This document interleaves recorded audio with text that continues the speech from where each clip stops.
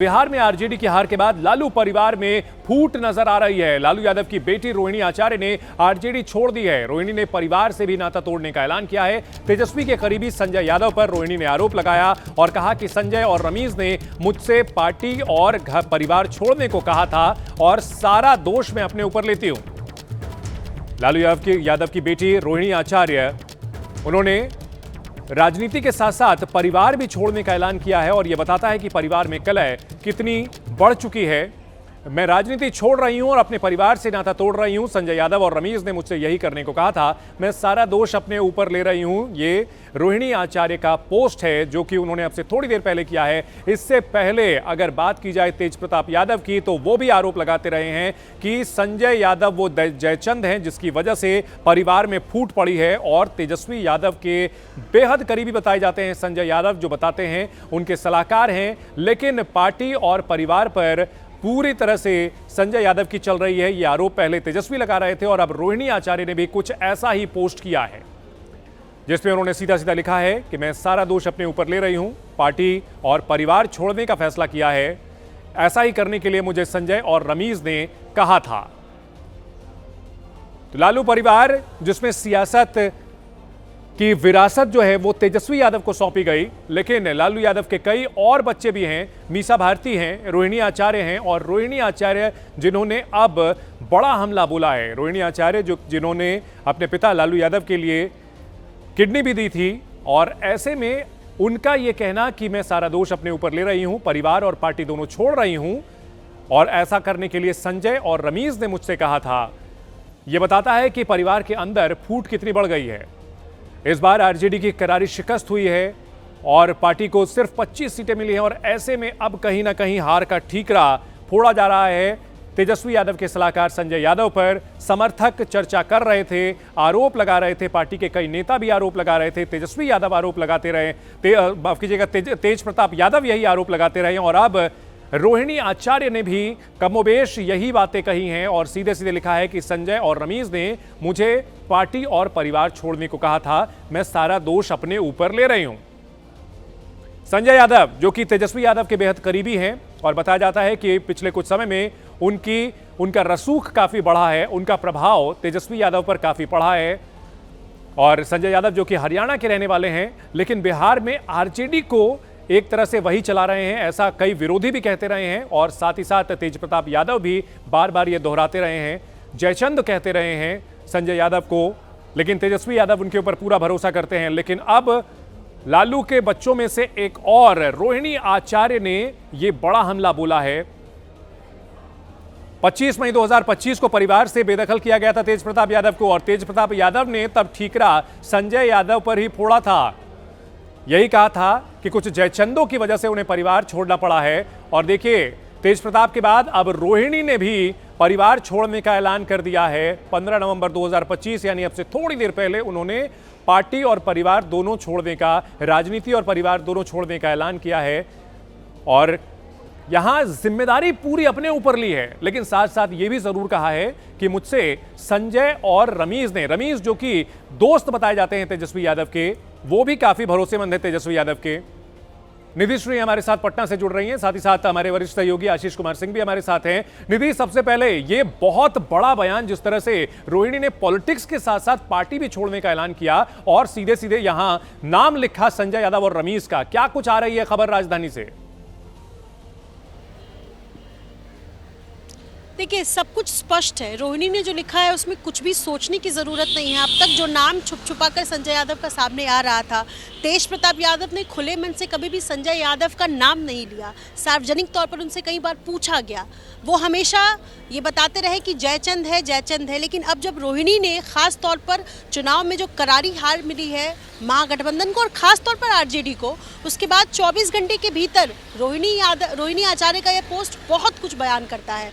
आपको याद होगा जब हमने एबीपी न्यूज़ ने जब रोहिणी से बात की थी बतौर मतलब कि क्या वो इस चुनाव में साथ देंगी, क्या परिवार में कलह है, जिसमें उन्होंने स्पष्ट ये कहा था बच बचाव करते हुए कि जिनके पास खुद के परिवार नहीं है वो क्या जानेंगे परिवार का हाल। इस तरीके की बातें की तो उन्होंने ये भी कहा था कि तेजस्वी मेरा छोटा भाई है, मेरे बेटे जैसा है और अगर ये एक तरीके से कहा जाए चंदन की अगर चुनाव में सफलता मिलती तेजस्वी को तो संभव है कि इस तरीके का जो दर्द है ये मरहम का काम करता, लेकिन अब जब असफल साबित हुए हैं आरजेडी के नेतृत्व दूसरी बार तो हार के बाद दरार और चौड़ी हो चुकी है। निधि, जो आप बता रही हैं, आशीष हमारे साथ जुड़े हुए हैं। आशीष, लालू परिवार में दूसरे बच्चे की बगावत, ये कहा जा सकता है बगावत या कि परिवार से बेदखली, क्या ये मायने हैं? और ये संजय यादव कौन है जिनकी इतनी चर्चा हो रही है? बिल्कुल आप ठीक कह रहे हैं, दूसरी कैजुअलिटी है लालू परिवार में। चुनाव के पहले हमने देखा था और चुनाव के बाद रोहिणी आचार्य। देखिए, संजय यादव की जहां तक भूमिका है, पहले तो अमूमन सभी लोगों को ये पता है कि वो बड़े खास सलाहकार हैं, पूरा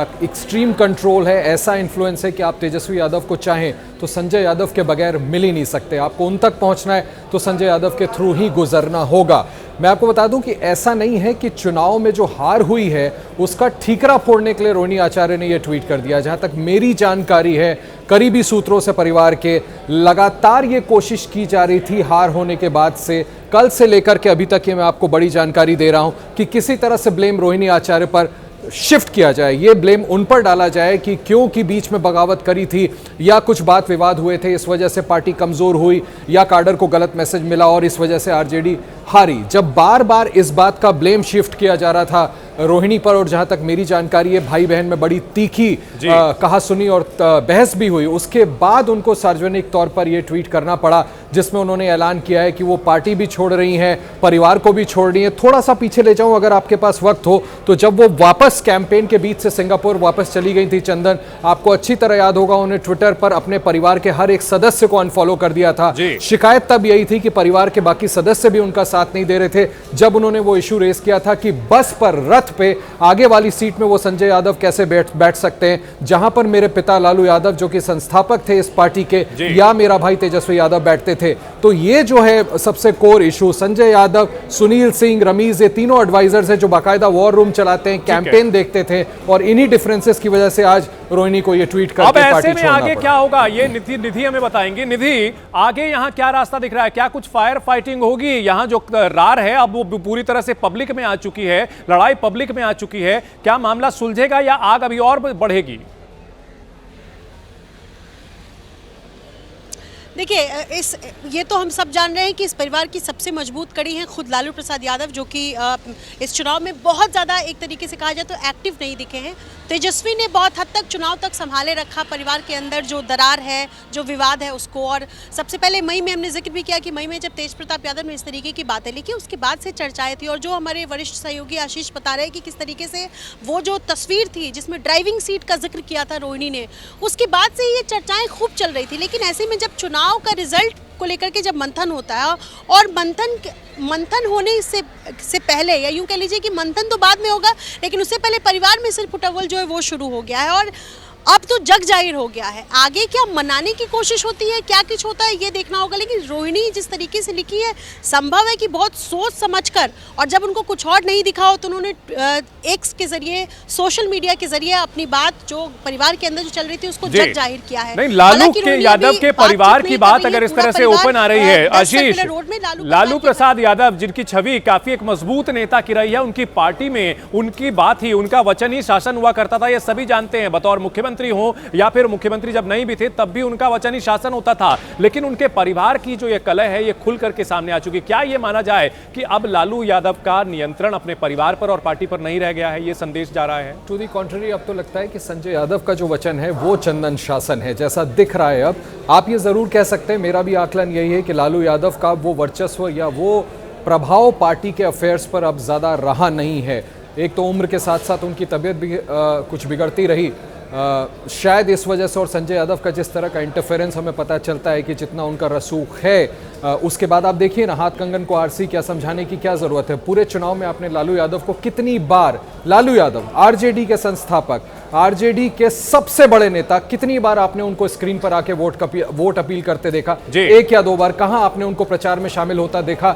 एक या दो, चलिए माफ कीजिए अगर my memory does not serve me correct.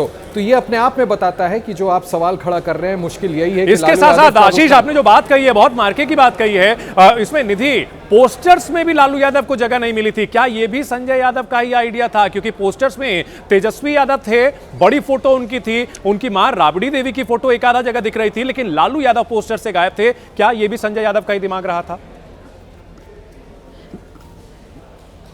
बिल्कुल देखिए, पोस्टर्स में जगह नहीं मिलने का एक, इसको राजनीतिक एंगल से देखें तो कहीं ना कहीं लालू की इमेज से अलग इतर इमेज करने की कोशिश रही तेजस्वी यादव की, और ये कोशिश की संजय यादव ने, जो कि पिछले 2 चुनाव से खासतौर पर देखें, तेजस्वी ने 2020 और 2025 चुनाव का अगर मैं जिक्र करती रहूं तो वो जो पैराग्राफ बढ़ाने की कोशिश, ऊपर उठाने की कोशिश की संजय यादव ने, उसमें कहीं ना कहीं उनकी जोरदार भूमिका रही। और जो आशीष कह भी रहे हैं कि संजय यादव ही उनका ही वचन शासन है उस परिवार में आज की तारीख में, यही कम से कम परिवार वाले ये मानते हैं। और जब पर्सनल और प्रोफेशनल फ्रंट पे इस तरीके की अंतर्द्वंद जैसी स्थिति अगर बन गई है और वो अब अगर जग जाहिर हो रही है, तो ये कुछ ऐसी ही तस्वीर बनती है। बिल्कुल, रमीज के बारे में बताइए निधि, रमीज का भी जिक्र हुआ है, इससे पहले बहुत ज्यादा चर्चा में नहीं रहे हैं रमीज का। हाँ जी, बताइए आप।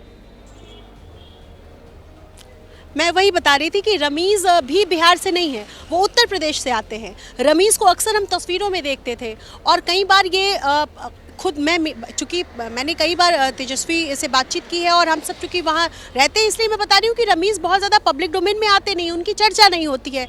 लेकिन रोहिणी का पोस्ट में न सिर्फ संजय का जिक्र करना बल्कि साथ साथ रमीज को भी लेकर आना, तो ये बताता है कि परिवार में अब संजय यादव के साथ साथ बाहरी व्यक्ति जिसको लेकर के परिवार पर उंगली उठती रही, और न सिर्फ आरजेडी के जो बड़े नेता हैं उनकी तरफ से भी कहीं ना कहीं इस बात को ओपनली पब्लिक फ्रंट पर उठाया गया है कि बाहरी व्यक्ति इस परिवार को चला रहे हैं, और उसके बाद परिवार से पार्टी चल रही है। तो संजय यादव और रमीज दोनों ही बिहार से नहीं है, रमीज उत्तर प्रदेश से आते हैं, संजय हरियाणा से आते हैं। आशीष, कहा जाता है कि सफलता के कई पिता होते हैं और असफलता अनाथ होती है, तो क्या यह माना जाए कि आरजेडी की जो ये असफलता रही है इस चुनाव में, कहीं ना कहीं संजय यादव और रमीज का जो जिक्र हो रहा है ये इसी वजह से है कि अगर जीत जाती तो शायद ये बात दबी रहती, लेकिन हार ने इस पूरी लड़ाई को सामने ला दिया है, दरार को बिल्कुल पब्लिक के सामने ला दिया है? नहीं, ऐसा नहीं है। देखिए, थोड़ा सा मैं इस बारे में ज्यादा जानता जरूर हूं। ऐसा नहीं है कि अगर जीत हो गई होती तो ये विवाद खत्म हो गया होता। बार बार संजय यादव चुनाव प्रचार में ये डंके की चोट पर कह रहे थे कि चुनाव तो हम जीत रहे हैं। डिस्पाइट दैट, आपने देखा होगा सारण में, छपरा में कैंपेन में रोहिणी आचार्य को कितनी बार शामिल किया गया, 1 या 2, यानी पहले से माइंड मेडअप था। आप देखिए, अखिलेश यादव के साथ एक बार सारण वो गई थी कैंपेन करने के लिए, और जब वो यात्रा चल रही थी बस पर, तो आपको याद होगा अखिलेश यादव, रोहिणी आचार्य, राहुल गांधी और तेजस्वी यादव सामने खड़े थे, जिसमें अखिलेश यादव खुद पीछे चले गए और इनको आगे कर दिया। और उसके बाद जब उसके पोस्टर्स बने सोशल मीडिया पर प्रोजेक्ट करने के लिए, तो उसमें रोहिणी को ब्लर कर दिया गया। तो ये थोड़ा डीप प्रॉब्लम है। ऐसा नहीं था कि चुनाव में जीत हो जाती तो रह जाती, भाई बहन के डिफरेंसेस आगे भी कंटिन्यू होते। ये बात और होती कि शायद माहौल डिफरेंट होता तो आपस में मिल बैठकर बात को सुलझा लिया जाता। हावेवर मैं फिर से दोहरा दूं, ऐसा नहीं है कि आइसोलेशन में पार्टी को हिट आउट करने के लिए और तेजस्वी को नीचा दिखाने के लिए उन्होंने ट्वीट कर दिया। जैसा मैंने आपको जानकारी दी, कल से ये कोशिश हो रही थी कि पूरा ब्लेम शिफ्ट कर दिया जाए रोहिणी पर, जिससे नाराज होकर के उन्होंने ये पोस्ट किया। ठीक है, इन सबके बीच निधि, क्या ये माना जाए कि पार्टी में उत्तराधिकार की लड़ाई भी जो है आगे और तेज हो सकती है? एक कैंप मीसा भारती का भी बताया जाता है, वो भी बहुत खुश नहीं है, वो भी बताया जाता है कि काफी एम्बिशियस हैं, वो भी चाहती हैं कि पार्टी में उनका कद बढ़े। रोहिणी आचार्य की अपनी एम्बिशंस थी, तेज प्रताप यादव की भी थी, लेकिन अब पार्टी में पूरी तरह से तेजस्वी यादव की चल रही है, और कहीं ना कहीं ये उत्तराधिकार की विरासत की लड़ाई जो है अब ये खुल करके खेली जा रही है। बिल्कुल, इसको नकारा नहीं जा सकता है कि परिवार में उत्तराधिकार की जो लड़ाई है वो चलती आ रही है, और रोहिणी चौथी भाई बहनों में चौथी थी जो पिछले चुनाव में लोकसभा में उनकी एंट्री हुई है। इससे पहले हमने देखा कि तेजस्वी, तेज प्रताप और मीसा पहले से राजनीति में एक्टिव रहे, और ऐसे में रोहिणी आचार्य पिछले चुनाव में लोकसभा में जब खूब चर्चा हुई कि उन्होंने अपने पिता लालू यादव को किडनी दिया, उसके बाद उन्होंने सारण से चुनाव लड़ा, हालांकि चुनाव हार गई, लेकिन इस बार इस चुनाव में रोहिणी की इस वजह से भी चर्चा थी क्योंकि ये कहा जा रहा था कि कुछ ऐसी सीटें हैं जो रोहिणी अपने हिसाब से मांग रही हैं, और इसी वजह से ये जो लड़ाई है वो बड़ी, ऐसा कहा जा रहा था। आशीष जी बेहतर बता सकते हैं, इस चीज़ को लेकर के भी जो है विवाद ये शुरू हुआ था खासतौर पर इस विधानसभा चुनाव में, और उसके बाद तमाम चीज़ें जो है वो पब्लिक डोमेन में आई, तो उत्तराधिकार की तो लड़ाई है ही। रोहिणी आचार्य के फैसले पर जेडीयू ने लालू को घेरा है और कहा कि आरजेडी एक परिवार की पार्टी है, लालू परिवार की कलह सबके सामने है, जिस बेटी ने लालू के प्राण बचाए उसकी पीड़ा पर चुप्पी, लालू यादव को जवाब देना चाहिए। तो विरोधियों को यहां पूरी तरह से यह मौका मिल चुका है, बड़ा हथियार मिल चुका है, और जेडीयू ने बड़ा हमला बोला है और कहा है कि आरजेडी एक परिवार की पार्टी है, जिस बेटी ने लालू के प्राण बचाए उसकी पीड़ा पर चुप्पी है, लालू को जवाब देना चाहिए। राजद एक पारिवारिक पार्टी और परिवार का अंदरूनी कलह उभर कर आया, लेकिन महत्वपूर्ण विषय यह है कि जिस बेटी रोहिणी ने अपने पिता की प्राण रक्षा की हो और उस बेटी के मुंह से कराह निकल रहा हो, जिस भाई के कलाई में राखी बांधी आज उस परिवार को भी अलविदा कह रही है, पार्टी को भी अलविदा कह रही है रोहिणी आचार्य। सवाल के घेरे में लालू जी आप हैं। विरोधियों को चुटकी लेने का मौका मिल चुका है आशीष, और ये तो एक्सपेक्टेड लाइन पर ही है। जी हाँ, बिल्कुल। इतना बड़ा राजनीतिक मूवमेंट, बिहार के आरजेडी एक तरह से उनके आरजेडी की फर्स्ट फैमिली जो है उसमें इस तरह की कलह सामने आ जाएगी, आ ही गई थी। काफ़ी समय तक पर्दा डाल करके रखा गया था, चुनाव किसी तरह से इंतजार किया जा रहा था कि गुजर जाए, तो फिर असलियत समझ में आया जब ये सामने आया है इस तरह का मामला, और अब रोहिणी ने इस्तीफा दे दिया है। बात सही है कि वो बेटी जिसने लालू यादव को अपना किडनी दे करके जान बचाई थी, और अब इस कदर परिवार के अंदर डिस्प्यूट सामने आ रहा है। मुझे याद है चंदन, कल शो के दौरान मैं और चित्रा जब आपस में बात कर रहे थे तब भी मैंने इसका हवाला दिया था कि एक वजह ये भी बहुत बड़ी है, ईस्टर्न यूपी और बिहार की पृष्ठभूमि। चंदन, मैं और आप भी बहुत अच्छी तरह से जानते हैं कि इन चीज़ों की मैसेजिंग भी होती है, किस तरह से आप घर की औरतों को ट्रीट कर रहे हैं। और ऐसे ही महिला इतने लार्ज स्केल में एनडीए और नीतीश कुमार के पक्ष में थी कि ये सब कुछ कहीं ना कहीं काउंट किया होगा आरजेडी के इतने डिस्मल परफॉर्मेंस पे, और फ्रस्ट्रेशन इस लेवल दिख रहा है कि जैसा मैंने आपको बताया जानकारी ये मिल रही थी। रोहिणी आचार्य की बगावत पर पप्पू यादव का बयान भी आ चुका है। रोहिणी को अपना फैसला वापस लेना चाहिए। पप्पू यादव ने कहा, अपनों से कभी रिश्ता नहीं टूटता, राजनीति में आप जैसे लोगों की जरूरत है। तो पप्पू यादव का यह बयान, पप्पू यादव जिनके आरजेडी लालू यादव से काफी नरम गरम रिश्ते रहे हैं, उन्होंने क्या कहा है सुनाते हैं आपको। मैं नहीं मानता परिवार से, पिता माँ से कोई रिश्ता टूटता है, अपनों से कोई रिश्ता टूटता है, कभी नहीं टूटता है। क्या राबड़ी जी ने, पिता ने क्या तेज प्रताप जी को आशीर्वाद नहीं दिया, बहनों ने आशीर्वाद नहीं दिया? रिश्ते कभी नहीं टूटते रोहिणी जी, और आप बहुत अच्छी हैं। आप राजनीति से संन्यास ना लें। राजनीति में आप जैसे लोगों की ज़रूरत है, मेरे जैसे लोगों की ज़रूरत नहीं है। मैंने 59 साल इस बिहार को दिया, बिहार के हर घर और परिवार को दिया। 4 साल मैं अपने दायित्व को निभाऊंगा।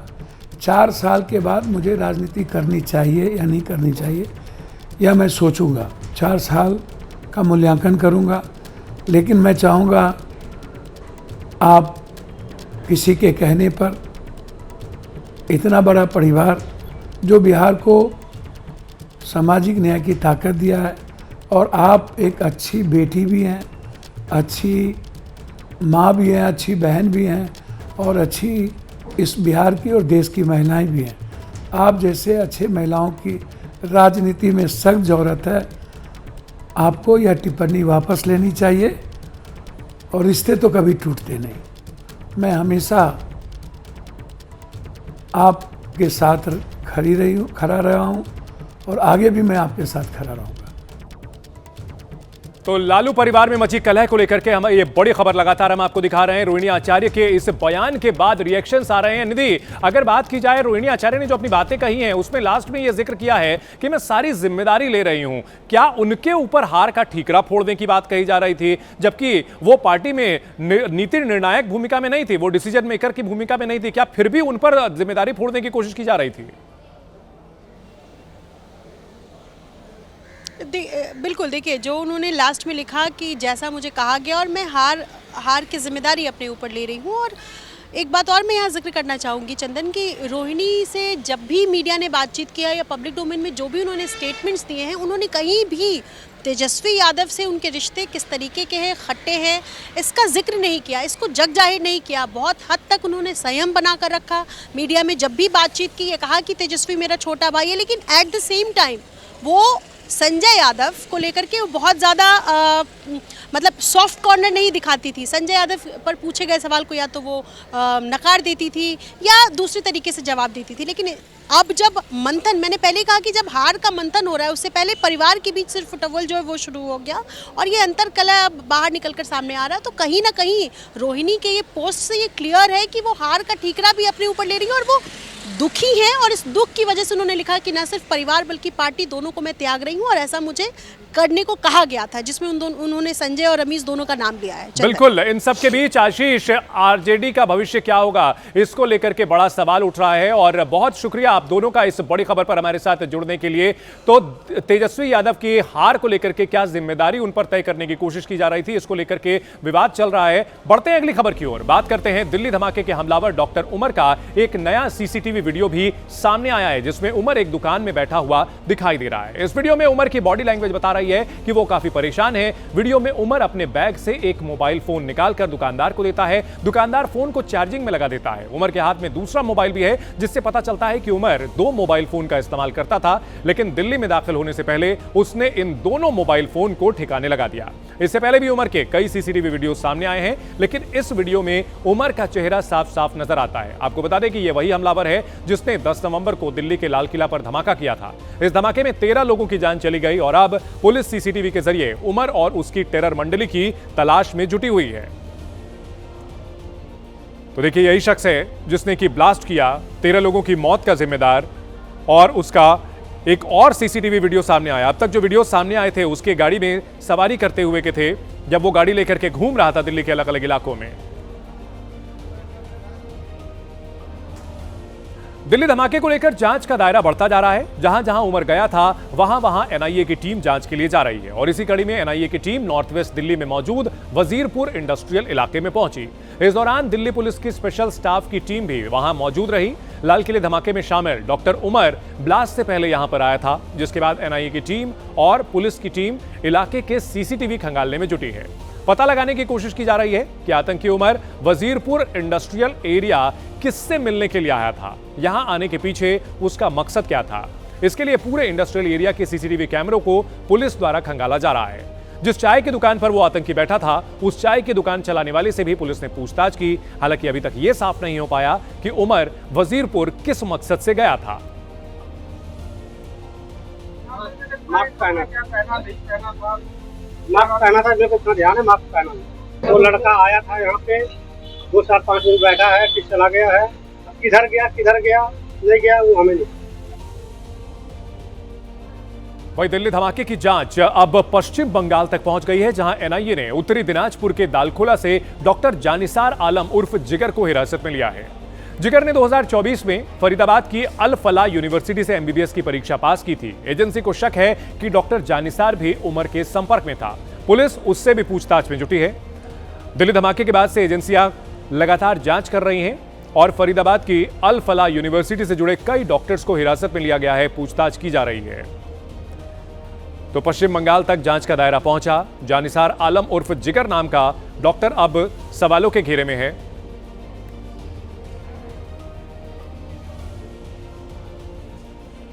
लाल किले के सामने हुए कार ब्लास्ट मामले की जांच के लिए एक बार फिर से दिल्ली पुलिस की टीम बॉम्ब डिटेक्शन टीम के साथ सुनहरी मस्जिद के पास पहुंची, जहां पर उस पार्किंग का बारीकी से जायजा लिया गया जहां पर बम ब्लास्ट के आरोपी डॉक्टर उमर ने अपनी कार खड़ी की थी। मौके पर पहुंची टीम ने गाड़ियों की और आसपास की चेकिंग की। इसके बाद उन सभी गाड़ी मालिकों को चाबी दी गई जिनकी गाड़ी ब्लास्ट वाले दिन यहां खड़ी थी। जिनकी भी गाड़ी धमाके वाले दिन इस पार्किंग में पार्क की गई थी, वो तब से यहीं पर खड़ी थी, जिसके बाद अब पुलिस गाड़ियों के मालिकों को फोन करके बुला रही है। उनकी गाड़ियों को चेक करके वापस भेजा जा रहा है। 10 नवंबर को दिल्ली में लाल किले के बाहर हुए धमाके के बाद आज वापस से उन सड़कों को खोल दिया गया है, लेकिन उसके साथ साथ अब दिल्ली पुलिस ये सुनिश्चित कर रही है कि जहां जहां वो गया था, जो ट्रैकिंग की, जो ट्रेसिंग हुई है, वहां पर उन चीजों को पूरी तरह से जांचा जाए, परखा जाए। हालांकि वो जांच तब से ही चल रही है, 11 तारीख से हम देख रहे हैं, लेकिन आज दिल्ली की सुनहरी मस्जिद की जो पार्किंग में जो वो उसने कुछ घंटे बिताए थे, जहां वो गाड़ी पार्क की थी, वो सीसीटीवी एबीपी न्यूज ने आपको दिखाया था, उसी पार्किंग में इस वक्त एक बार फिर से दिल्ली पुलिस अपनी एक सघन जांच कर रही है। यहाँ पर अगर हम देखें तो इस वक्त बॉम्ब डिटेक्शन की जो टीम है वो भी मौजूद है, और इस पुलिस की टीम के साथ साथ इस वक्त ये कोशिश की जा रही है कि जितने भी लोग हैं, यानी कि जो गाड़ियों के ओनर्स हैं इस पार्किंग में, वो अपनी गाड़ियां उठाकर ले जाएं। और आपको दिख जाएगा कि सामने किस तरह से वो जो गाड़ियां यहां पर खड़ी हैं उनकी एक बार फिर से चेकिंग होती हुई नजर आ जाएगी। सिक्योरिटी की टीम इस वक्त, जब से ब्लास्ट हुआ है तब से ये गाड़ियां पार्किंग में ही खड़ी हुई थी। तो अब पुलिस ने बाकायदा एक लिस्ट तैयार की, जिसमें उस दिन पार्किंग में मौजूद सभी गाड़ियों और उनके मालिकों का डेटा बनाया गया, और उस डेटा बनाने के बाद अब धीरे धीरे वहां से गाड़ियां निकाली जाएं, जिसके बाद अगर कुछ ऐसा और हाथ लगता है इस पार्किंग से, क्योंकि इतने घंटे बिताने के बाद अब वो वहां पर मौजूद था, तो कुछ तो ऐसे साइंस हो शायद मिल पाए। और गाड़ी तो नहीं थी, वो गाड़ियों के लिस्ट का डेटा पूरा तैयार हो चुका है, तो उसी में अभी ये जांच इस वक्त चल रही है।